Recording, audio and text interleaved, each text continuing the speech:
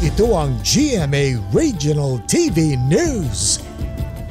Mainit na balita mula sa Luzon, hatid ng GMA Regional TV. Patay ang isang pasahero matapos makasalpukan ng sinasakyan niyang bus ang isang delivery truck sa Plaridel, Quezon po yan. Chris, papaano daw ang nangyari at nagkaroon ng disgrasya? Tony, ayon sa pulisya, sinakop ng pampaserong bus ang kabilang linya ng kalsada sa Barangay Concepcion.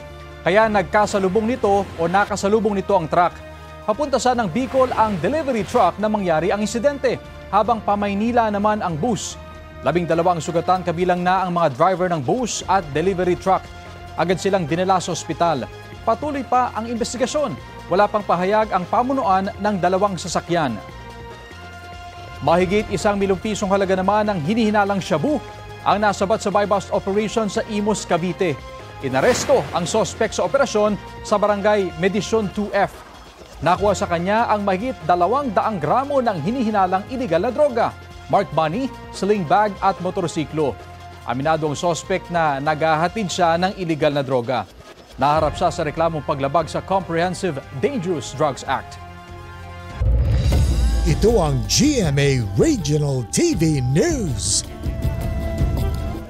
Mainit na balita mula sa Visayas at Mindanao, hatid ng GMA Regional TV. Ininspeksyon ng ICI at DPWH ang mga flood control projects sa Cebu matapos ang matinding pagbaha sa lalawigan dahil sa bagyong Tino. Cecil, ano yung mga inisyal na nakita nila ron? Rafi, hindi raw sinunod ng DPWH dito sa Region 7 ang master plan ng mga river basin sa bansa, kaya maraming lugar dito ang binaha dahil sa pag-apaw ng mga ilog. Pinuntahan ng DPWH at ICI ang mga flood control project sa iba't ibang bahagi ng Cebu na binaha.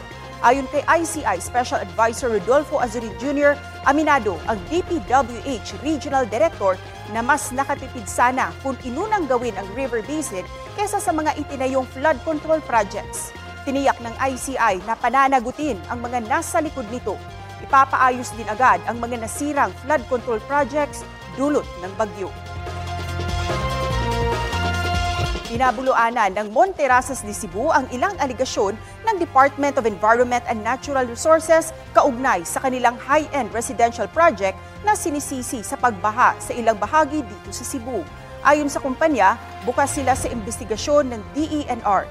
Itinatanggi nilang pumutol sila ng mahigit 700 puno para sa kanilang proyekto. Alinsunod din daw sa kanilang Environmental Compliance Certificate at Development Permit. Tanging mga palumpong o shrubs at secondary undergrowth lang ang kanilang inalis.